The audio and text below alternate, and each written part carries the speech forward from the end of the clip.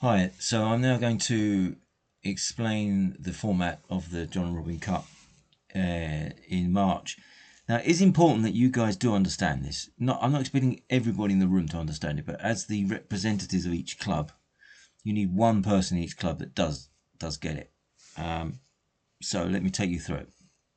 So we're starting off here looking at the clubs that are participating, and they're in order to produce an even draw. I've given each club a ranking, so don't be offended about your club being further down than you think it should be. But that is so that I can weight the two halves of the draw evenly. Now I need to understand the codes that the clubs that this throws up. So we take something like okay, Ascot is AS.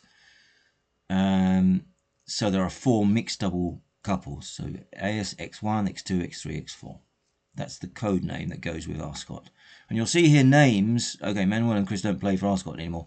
This is just reusing all the names and all the data that we used for the Cup last year. So it just makes it more meaningful when you look at it. There's other teams like Antwerp that weren't involved last year, so I've just given them dummy code names. Or the players, giving them dummy code names. On the gender side of the draw, you'll see codes such as ANM1, ANM2, W1, W2. So that means the stronger of the two men, the weaker of the two men, stronger of the two women, weaker of the two women. So taking down to an example, okay, let's get down to Beerbeck. So this was the order that they entered last year. Yeah, so Mika and Matthijs were the top couple. And then Kirsten and Jan were the second. So that means that Matthijs and Jan are the top two men. Mika and Kirsten are the top two women, and these are the two sides that are containing the two weaker men and women. Right, so let's move on to how the groups are then made up.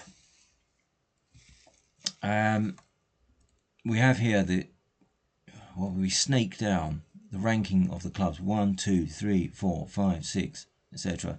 So that means that you've got a split here, a left and a right side of the draw, with equally weighted clubs on each side. So here we've got Tongeren, Limburg, Antwerp, Liban, Ascot. On the other side we have Tervuren, Beerbeck, Tournai, Namur, Liège. And then the groups are then seeded. So that you will always be on that side of the draw. So Tervuren is always on the right hand side of the draw. So here we have TVX1 here. And in group D we have TVX2, and then we have TVX3 here and TVX4 here. And then Liban, for example, are always on this side of the draw. So you can see Liban in each group there's going to be one Liban team. So 8 groups of 5.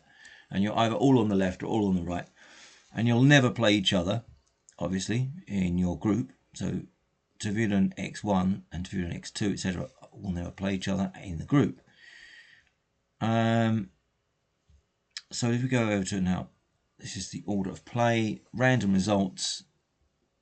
And you can see after a set of random results, these are the group standings. So what happens now is that if you finish top of your group, if you finish first, you go into Division 1.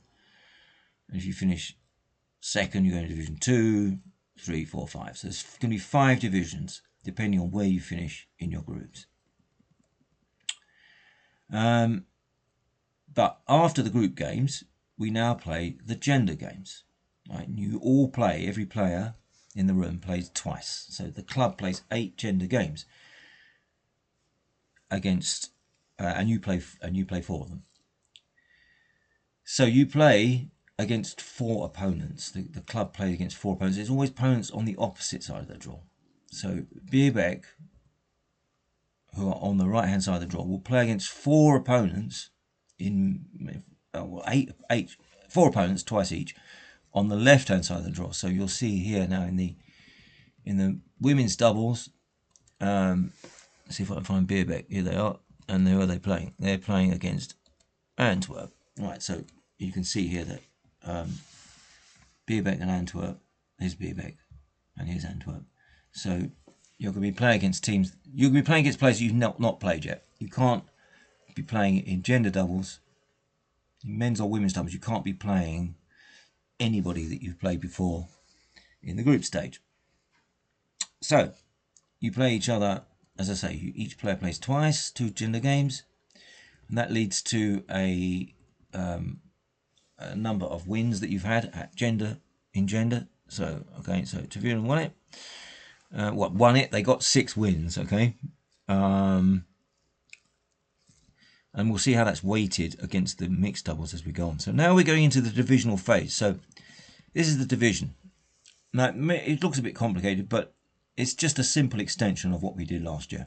If you win your group, you go into Division 1. So you're now playing 3 guaranteed games: quarterfinal, semi-final, and final. So even if you lose your quarterfinal, you're still playing a semi-final. You'll be playing what I call a dead semi if you lose your quarter. It's still worth points for your team. So this is the whole point of the tournament, that you, even if you've lost a game, even if you're out, if you can't win the gold medal anymore, still keep fighting, because whatever you achieve in your last games is worth points for the team. Okay, so if you're in Division 1, you're going to finish in positions 1 to 8 on the final grid. If you lost your quarter-final, now you can only finish in positions 5 to 8. Let's suppose you won your semi-final, then you're going to be playing for 5th v 6, and that's the subject of your last game, your final game. So each final game, everyone will play a final game, and that will determine where you finish between 2 adjacent positions. So at the end of all of that, you are now ranked in a position in a position from 1 to 40, basically. Within each division, it's 1 to 8, and there are 5 divisions, so 1 to 40. And each position is worth a certain number of points. So the winner is worth, it gets 500 points.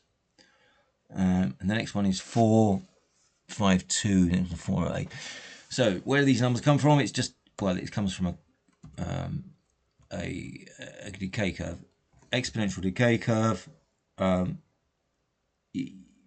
We choose, it could be flatter or it could be more aggressive, but we've chosen this this shape because it allows you, it enforces, if you win gold, silver medal, gold, silver and bronze, you can't be outweighed by the next 4 positions. So these 3 positions here has got to be worth more than these 4.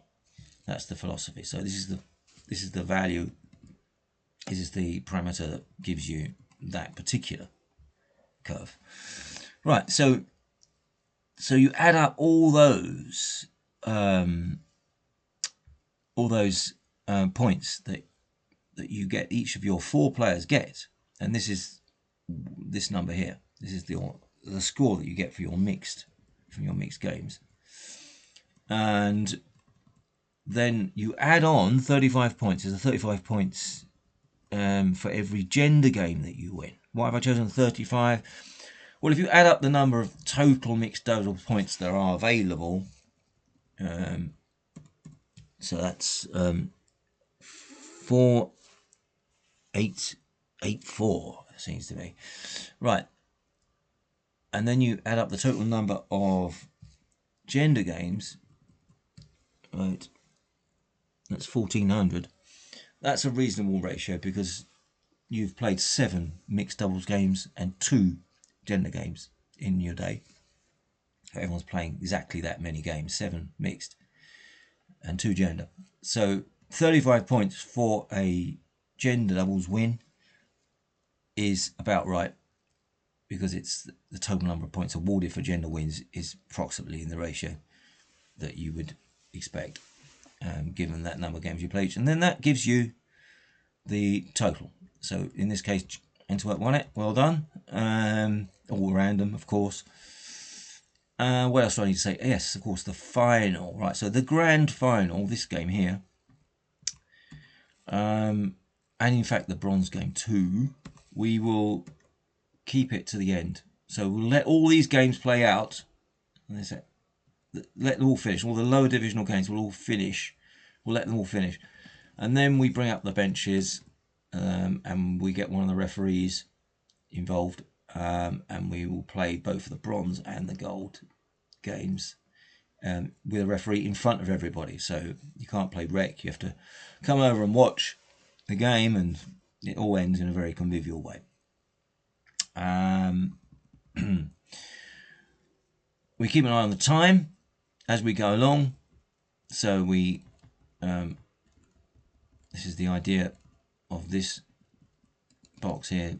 So we say, right, okay, 20 minutes for the group games, 20 minutes for the gender doubles. Now, if we were running late, if it got tight, we could squeeze it. We could impose an 11-10 rule or whatever, or put a timing constraint on the games.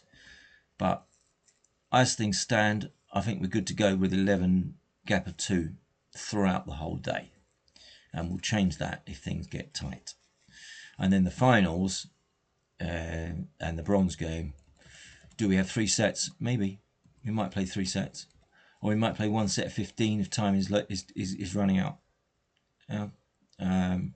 We'll make those decisions in running. Right, so that is basically how the day is going to unfold. So let me know if you've got any questions on that.